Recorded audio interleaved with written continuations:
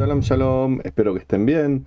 Paula Alejandría pregunta: Hola, tengo una duda. Me gustaría que me enseñara o explicara si Dios le dice a su pueblo Israel sobre guardar el sábado y que es un pacto entre Dios y su pueblo. Entonces el pueblo son las 12 tribus de Israel, ¿verdad? En un momento, cuando Dios le dio el pacto del Shabbat al pueblo de Israel, eran 13 las tribus, no 12. Siempre se dice 12, pero son 13.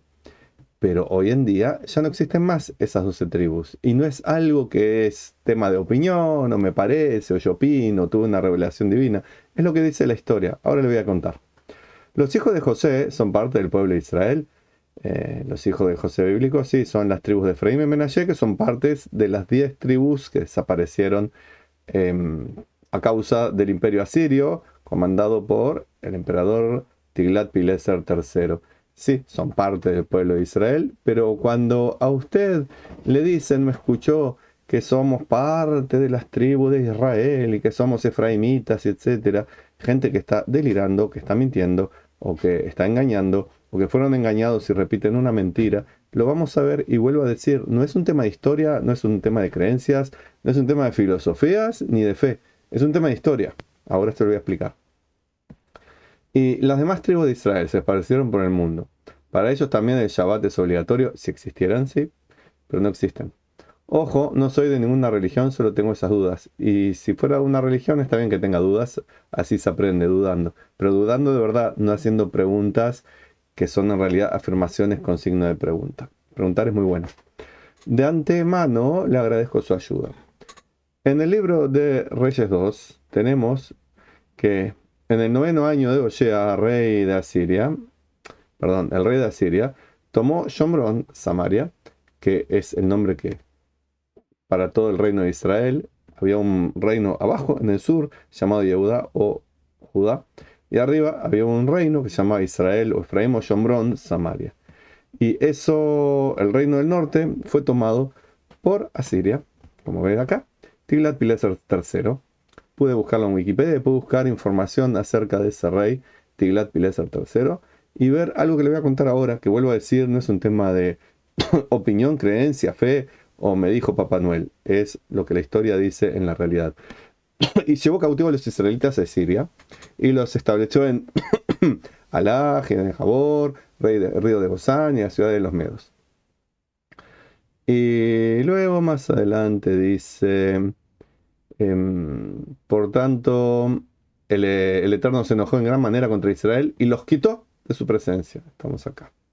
No quedó sino solo la tribu de Judá. ¿Está claro? Lo dice la palabra de Dios a los que creen que el Tanaj es sagrado. Esto es palabra de Dios. No quedó sino solo la tribu de Judá. ¿Ok? Tenemos que entender que en aquella época, las tribus que formaban el reino de Israel, el del norte, esta que el rey Tiglat-Pileser III hizo desaparecer, esas tribus ya habían caído en la idolatría. Recordemos que estaba en una época cultural muy complicada, todo el pueblo judío y de Israel. ¿Por qué? Porque estaban rodeados de imperios llenos de idolatría y los judíos eran los únicos y los israelitas eran los únicos monoteístas, pero rodeados por culturas, en contacto con ellas, conquistados por ellas, yendo a conquistarlas a veces. Entonces muchas veces se caía en errores, como por ejemplo la idolatría. Nadie de la actualidad, mucho menos gente idólatra que hay en abundancia hoy en día, tiene derecho a reírse o juzgarlos. Pero esto nos quiere decir algo muy importante. Aquellos israelitas que fueron deportados, exiliados, echados de la tierra de Israel hacia otros países, que era la estrategia, la táctica, la manera habitual de hacer de los asirios en esa época, hizo que se asimilaran muy pronto con las culturas de otro lugar. Se lo dejo bien claro. Vino el imperio de Asiria, conquistó Israel. Conquistó un Israel que estaba muy debilitado en su creencia que pura monoteísta. Estaba muy debilitado. Seguían teniendo contacto con el Dios que los sacó de Egipto, el único Dios real, pero venía debilitada la cosa. Y los métodos que usaba Asiria para lograr el dominio de los lugares que conquistaba era deportar a las personas y desparramarlas para que no formaran comunidades, sino que fueran todos disgregados y hubiera gente de múltiples naciones. Supónganse, si este rey de Asiria, el imperio, hubiera conquistado América, supónganse, conquistó Bolivia, y no dejaba a los bolivianos viviendo en Bolivia, sino que se llevaba a los bolivianos y ponía una parte a vivir en Argentina, otros en Paraguay, otros en Brasil, otros en Uruguay, otros en Venezuela, otros en el Caribe. Los desparramaba, y no todos en la misma ciudad. Los desparramaba y los obligaba a no seguir sus propias costumbres y cultura. En aquella época, cuando uno era politeísta, tenía problema de creer en muchos dioses. Los únicos que tenían cierto problema eran los monoteístas, los judíos o israelitas, eran los únicos que tenían un problema. Pero como le dije, los del reino de Israel ya venían con la creencia debilitada por múltiples motivos y nadie puede levantar el dedo acusador, mucho menos los idólatras, ya lo dije y lo repito. Entonces ellos muy pronto se asimilaron. ¿Por qué? Porque, supónganse, si eran bolivianos, el grupito que llegó a Argentina y que se desparramó por toda Argentina, tenía gente que había sido conquistada de Uruguay, gente que había sido conquistada de Chile, gente que había sido conquistada de la Antártida, gente que había sido conquistada de Brasil, los mezclaba a todos ahí. Y ellos tenían prohibido volver a su país. Esa era la ley de Asiria. Y aparte los asirios no eran muy amables con los que ellos conquistaban. Solamente los desparramaban y hacían que se asimilaran a otras culturas, sino que tenían castigos muy duros hacia todos los que se rebelaban contra ellos. Por tanto, la gente se tenía que portar bien y era un método que usaban y que por eso Asiria se convirtió en el imperio más importante de su época. Y eso fue lo que tuvieron que sufrir los israelitas. Por tanto, aquellos que deliran y dicen, nosotros somos de las tribus perdidas de Israel, imposible, porque nuestro apellido con Z, una gran mentira que dicen en varias iglesias, o porque el Espíritu Santo, la revelación divina, o porque hay una profecía que dice que las 2 ramas y las 12 tribus, etcétera. Todo muy lindo, pero todo eso es fantasía. La única tribu que quedó firme fue la tribu de Judá, como acabamos de leer en el libro de Reyes. Junto con la tribu de Judá estaba la tribu de Binjamín, que ya ni siquiera es mencionada, porque ya en esa época la tribu de Binjamín, que era la más chica en número, ya había sido como incorporada a Judá, y ya no se trataba las cosas como tribus en realidad, sino que el país completo, el del sur se llama Judá, en nombre de la tribu.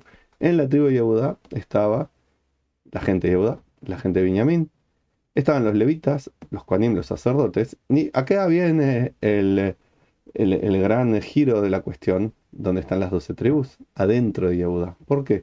Porque de las otras tribus, gente que no le gustaba vivir en la idolatría como vivían en esas otras tribus, 10 tribus, 10 tribus, no le gustaba vivir en la idolatría con la religión que había inventado Jeroboam y Jeroboam, esa gente se fue a vivir al país, al reino de Yehuda. Así que en el reino de Judá teníamos, va de vuelta a la lista, la gente de la tribu de Judá, la gente de la tribu de Benjamín, gente de la tribu de Simón, que también tenía una sección en esa zona sur, la gente de la tribu de Leví, y tenía a todos aquellos fieles que fueron a vivir al reino de Judá. Por tanto, cuando uno busca a las 12 tribus, en realidad 13 tribus de Israel, la busca siempre entre los judíos. ¿Por qué? Porque las otras tribus desaparecieron, igual que desaparecieron un montón de pueblos de la antigüedad. Los filisteos, los edomitas, los moabitas, etcétera, desaparecieron.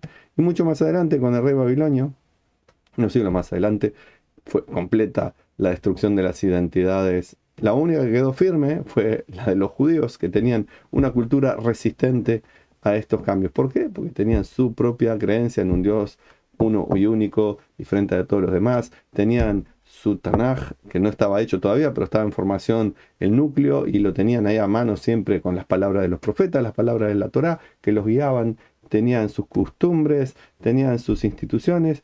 Entonces, en este siglo de la dispersión de las 10 tribus del norte y desaparición de esas tribus por completo, desaparición, el reino de Judá permaneció fiel, los judíos permanecieron fiel. Unos siglos después, cuando fueron expulsados, siguieron fieles a las creencias, a la cultura, a la forma de vida judía, y muchos de ellos retornaron unas décadas más tarde a Israel, a Judea. No sé si fue muy complicado porque fui y volví, muchos nombres, cuestiones que yo lo tengo claro en la cabeza, es algo que conozco, que sé, no es algo que yo inventé y no es algo que creo o tengo fe, es historia. Historia pura y llana historia. Y no es historia bíblica, la historia bíblica en este caso se comprueba también por la historia general, por la arqueología, por los textos asirios, etcétera. Acá no hay inventos que valgan y no hay opiniones que valgan, es un hecho que ocurrió. Así que vuelvo a resumir. Las famosas 12 son 13 tribus, y esas 13 tribus son hoy en día los judíos. Y si alguien dice, ¿y qué pasó con las tribus que fueron expulsadas? Desaparecieron. Se convirtieron en gentiles igual que todos los demás, por desgracia.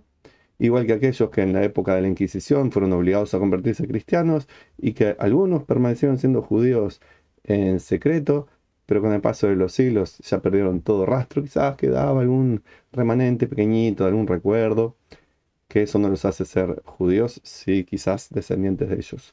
¿Se puede encontrar las tribus perdidas, esas 10?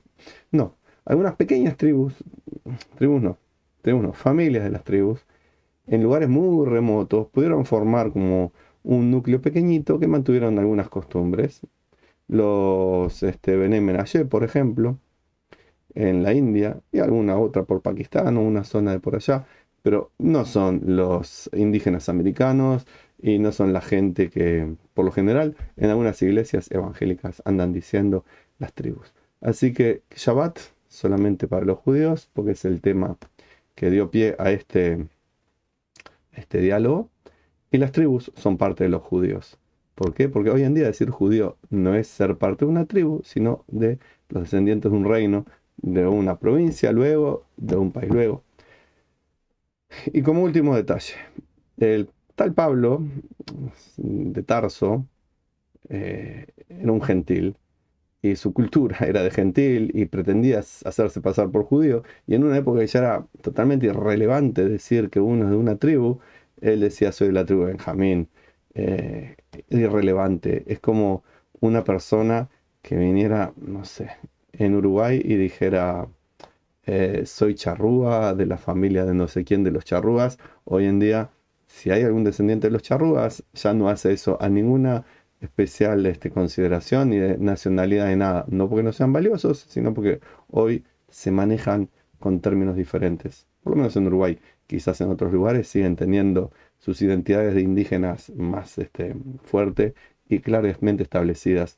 Pero en el país judío de hace 2000 años, nadie usaba temas como soy de una tribu, tal o cual ya no existía. La única diferenciación era entre judíos y gentiles, y entre los judíos estaban judíos en general y los levitas, a su vez divididos en dos castas. ¿Por qué? Porque tenían trabajos específicos en el templo, no porque era importante saber de qué tribu era uno u otro por otro motivo.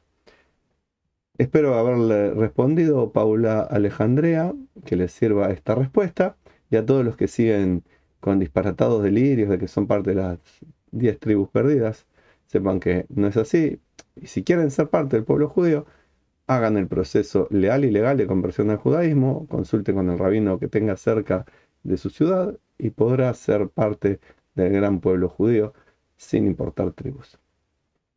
De mi parte, shalom y bendiciones.